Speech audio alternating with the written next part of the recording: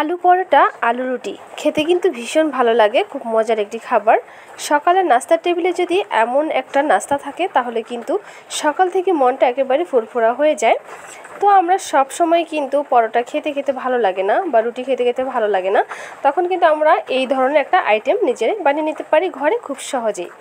তো আজকে আপনাদের সাথে খুব সহজ রেসিপিটাই শেয়ার করব। আশা করি আজকের ভিডিও অনেক ভালো লাগবে। একটা লাইক দিয়ে ভিডিওটি কন্টিনিউ করুন। আমরা কিন্তু অনেকেই তেল জাতীয় খাবার খেতে পারি না, তার জন্য কিন্তু আমাদের তেল ছাড়া খাবার বানাতে হয়, আর সেটাই আজকে আপনাদের সাথে শেয়ার করব। তেল দিয়েও আলু পরোটা বানিয়ে দেখাবো, আর তেল ছাড়াও কিন্তু আমি এই আলু পরোটা বলেন বা রুটি বলেন এটা বানিয়ে দেখাবো।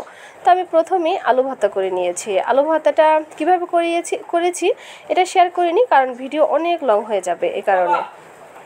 তবে আপনারা চাইলে কিন্তু আলু ভর্তাটাকে কাঁচা পেঁয়াজ দিয়েও ভর্তা করে নিতে পারেন, বা পেঁয়াজটাকে বাগার দিয়েও কিন্তু ভর্তাটা করে নিতে পারেন। তো আমার কাছে সবচেয়ে বেশি ভালো লাগে যদি পেঁয়াজটা বাগার দিয়ে ভর্তাটা বানিয়ে নিই, তাহলে কিন্তু পরোটা খেতে ভীষণ ভালো লাগে। তো আমি আমার পরিমাণ মতো ময়দা নিয়ে নিয়েছি। এখন দিয়ে দিচ্ছি স্বাদ মতো লবণ। অবশ্যই লবণটা দিয়ে দিবেন, লবণ দিতে কেউ ভুলবেন না, এতে কিন্তু পরোটা মজা হবে না যদি দিতে ভুলে যান।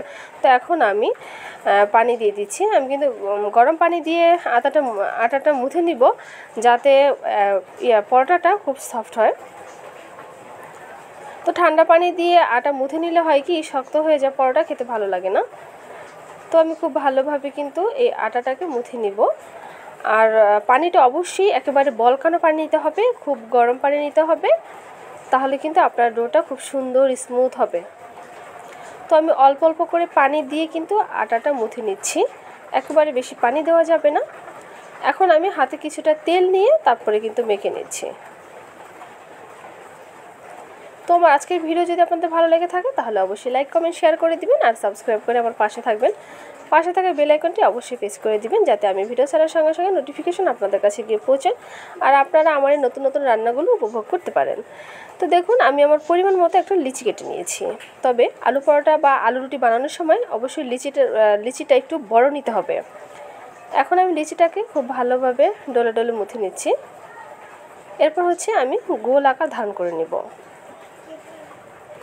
তো অবশ্যই যারা লাইক দিতে ভুলে গিয়েছেন একটা লাইক দিয়ে দিবেন, আর যারা দেখতে দেখতে এই পর্যন্ত চলে এসেছেন আপনাদের অসংখ্য অসংখ্য ধন্যবাদ।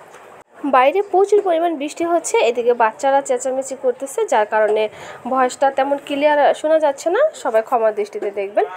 লিচিটাকে আমি দুই হাতের সাহায্যে বা আঙ্গুলের সাহায্যে খুব সুন্দর করে একটা বাটির মতো করে নিলাম। এখন এই বাটির মধ্যে আমি পুর ভরে নিব। আর পুরটা আলু ভর্তা।